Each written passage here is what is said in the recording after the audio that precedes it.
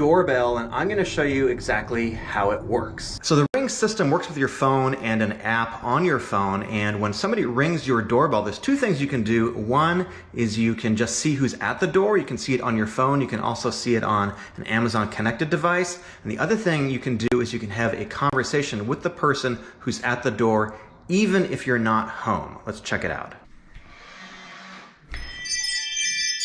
So you can see someone's at the front door right now because a little thing popped up on my phone, and they're going to ring the doorbell.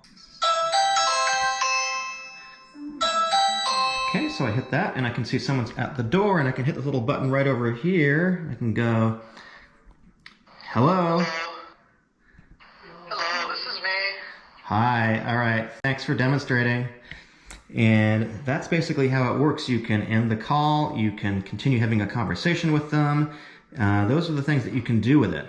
So it's pretty cool, it's pretty effective, and in fact I'll show you someone is, in fact, at the door right there. So that's how it works.